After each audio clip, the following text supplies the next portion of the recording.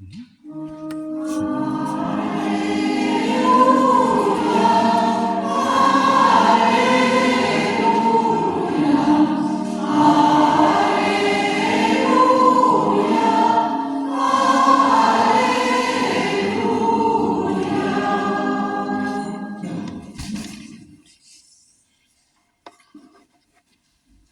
parole, Seigneur, est vérité.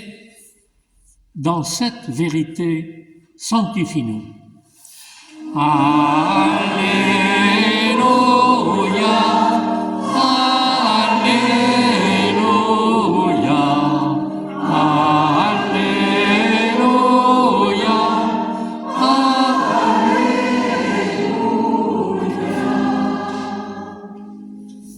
Le Seigneur soit avec vous.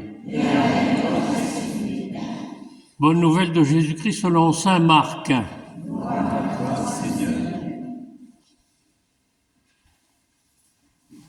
En ce temps-là, Jean, l'un des 12, disait à Jésus, « Maître, nous avons vu quelqu'un expulser les démons en ton nom. Nous l'en avons empêché car il n'est pas de ceux qui nous suivent. » Jésus répondit, « Ne l'en empêchez pas, car celui qui fait un miracle à mon nom ne peut pas, aussitôt après, mal parler de moi. Celui qui n'est pas contre nous est pour nous. Et celui qui vous donnera un verre d'eau au nom de votre appartenance au Christ, amen, je vous le dis, il ne restera pas sans récompense. Celui qui est un scandale, une occasion de chute, pour un seul de ces petits qui croient en moi, mieux vaudrait que pour lui qu'on lui attache au cou une de ces meules que tournent les ânes et qu'on le jette à la mer. Et si ta main est pour toi une occasion de chute, coupe-la. Mieux vaut pour toi entrer manchot dans la vie éternelle que de t'en aller dans la géhenne avec tes deux mains, là où le feu ne s'éteint pas. Si ton pied est pour toi une occasion de chute, coupe-le. Mieux vaut pour toi entrer estropié dans la vie éternelle que de t'en aller dans la géhenne avec tes deux pieds. Si ton œil est pour toi une occasion de chute, arrache-le. Mieux vaut pour toi entrer borgne dans le royaume de Dieu que de t'en aller dans la géhenne avec tes deux yeux, là où le ver ne meurt pas et où le feu ne s'éteint pas. Acclamons la parole de Dieu. Louange à toi, Seigneur Jésus.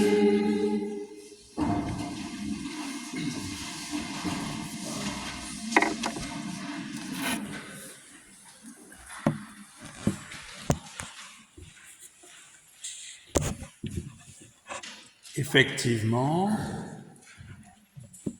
on parle de se couper les pieds, les mains, s'arracher les yeux, et on finit par « acclamons la parole de Dieu, la bonne nouvelle ». C'est intéressant. Alors, et puis, vous avez vu, Saint Jacques, c'est pas beaucoup mieux, hein? Assez violent, hein? C'est ce que a dit Nicole tout à l'heure. Alors, qu'est-ce que ça vient chercher? Qu'est-ce que ça vient nous dire? D'abord, c'est intéressant déjà de regarder le texte, parce que ce texte de l'Évangile, peut-être le Christ n'a pas dit toutes ces phrases à la suite comme ça. Ça nous amène à comment l'Évangile a été écrit. Et il y a une série de phrases comme ça, ou de passages, de choses que le Christ a dit, qui ont été mises bout à bout par celui qui a écrit, donc ici c'est l'Évangile de Marc, avec un moyen de ce qu'on appelle les mots crochets, qui accrochent dans une civilisation plutôt orale, des phrases pour qu'on puisse les retenir. Parce que les premiers chrétiens, vous savez, l'évangile n'était pas écrit, mais il a d'abord été mémorisé et dit oralement. Après, ça a été écrit. Et ce mot, c'est au nom, voilà, celui qui parle en mon nom. Et ça raccroche toutes ces phrases. Alors, qu'est-ce que toutes ces phrases du Christ viennent nous dire? Pour que nous puissions nous aussi les mémoriser pour notre semaine, parce que si c'était bon pour ceux qui nous précédaient, peut-être c'est bon pour nous aussi de nous dire, mais comment est-ce que ces paroles peuvent être aussi chemin de vie et non pas simplement nous faire violence? Mais c'est ça que le Christ veut pour nous, c'est la vie. Alors, je dirais, je repère là 3 consignes, et Nicole les a déjà bien relevées tout à l'heure. La première consigne qui est de ne pas se replier comme dans un clan, vous savez, une secte, c'est-à-dire ne voir que notre groupe, ce qui vient de chez nous est forcément bien, et les autres, de quel droit est-ce qu'ils pourraient faire du bien finalement, puisque c'est nous qui sommes les disciples, les justes. Une manière de s'auto-centrer. Alors le Christ est vraiment très très opposé à ça. Il ne veut pas faire un parti qui serait derrière lui, qui serait un parti de justes, qui reproduirait une espèce de secte juive. C'est pas du tout le désir de Jésus. Le désir de Jésus, c'est que nous devenions des contemplatifs de son action à travers la vie de tous les êtres humains qui nous entourent. Nous ne sommes pas les propriétaires de l'esprit ou de la vie du Christ. Il y a un concile à un moment qui a dit, c'est un peu risible, mais qui a dit « Nous interdisons à l'Esprit Saint de créer de nouvelles communautés. » C'est réel, hein? C'est dans un texte de concile ancien. Il y en a assez comme ça, nous lui interdisons d'en créer. Mais de quel droit? De quel droit est-ce que nous pouvons interdire quoi que ce soit au Seigneur? S'il a envie de créer une nouvelle communauté, c'est son affaire. Le Seigneur n'a qu'un désir, c'est que tout être humain vive de l'esprit d'amour, parce que Dieu est amour. Alors à chaque fois qu'il y a un geste d'amour, on peut dire la source c'est Dieu, même si la personne qui le pose ne peut pas identifier, ne connaît pas Dieu, ne connaît pas le Christ. Mais nous, en voyant cet amour, nous reconnaissons Dieu. Nous sommes finalement des contemplatifs de l'œuvre de Dieu dans tout être humain. À chaque fois qu'il y a quelque chose de bon, quelque chose d'aimant, quelque chose de juste dans un être humain, qu'il se dise chrétien ou non, croyant ou non, on peut dire Dieu est à l'œuvre. C'est ça notre mission, c'est de repérer les traces de Dieu dans le monde. Évidemment, chez nous aussi, c'est pas opposé, ça peut se faire. Mais attention à ne pas enfermer l'œuvre de Dieu dans les limites de l'Église visible. Le corps du Christ est bien plus vaste que l'Église visible. Donc, c'est tout un travail. Vous voyez, j'ai eu la grâce, je dirais, d'accompagner, vous le savez, un ami jusqu'au bout cet été. J'ai donc été, pendant 3 semaines, j'ai fréquenté du matin au soir le service de soins palliatifs à Angers. Mais je suis émerveillé par ces jeunes soignants qui vivaient vraiment de l'esprit d'amour du Seigneur. Moi, voilà des jeunes hommes et femmes qui étaient mais d'une délicatesse, d'une bonté, d'une sensibilité extrême. Je ne pense pas qu'il y avait beaucoup de chrétiens ou de croyants dans le lot, mais pour moi, c'était l'image de Dieu à l'œuvre. L'image de Dieu à l'œuvre. Et je rends grâce pour ce que j'ai vu de l'œuvre de Dieu à travers ce personnel soignant, jeune et dévoué totalement. Soyons des émerveillés de l'œuvre de Dieu et ne refermons pas, quelquefois même au cœur de l'Église, un tel a telle sensibilité, il aime tel style de liturgie, donc forcément c'est pas bon. Mais attention, quelqu'un peut rentrer dans une église. Ici, on chante pas beaucoup en latin. C'est bien, c'est un choix. Moi, je suis pas forcément favorable au grégorien, comme sensibilité. Mais quelqu'un peut rentrer dans une église et entendre du grégorien, puis être touché au cœur. Qu'est-ce qu'on en sait? Qu'est-ce qu'on en sait? Arrêtons les chapelles Ou bien alors certains prient en faisant comme ça. J'ai revu personne. Eh bien, si ça parle, si ça touche, laissons faire. L'essentiel, c'est d'aimer. C'est l'essentiel. Mais que chacun trouve son chemin pour aimer au mieux, que ce soit en communauté ou personnellement, et allons regarder les merveilles de Dieu dans chacun et chacune. Ne soyons pas sectaires. Il y en a marre de l'esprit sectaire. C'est pas l'Église. L'Église doit être universelle et donc bien au-delà de ses frontières. Première consigne, s'émerveiller de l'amour de Dieu en chacun et chacune. Deuxième consigne, c'est cette histoire de meule qu'on se met autour du cou pour se jeter dans la flotte, là. Bon, c'est pas très sympa quand même comme idée. Qu'est-ce que ça veut dire?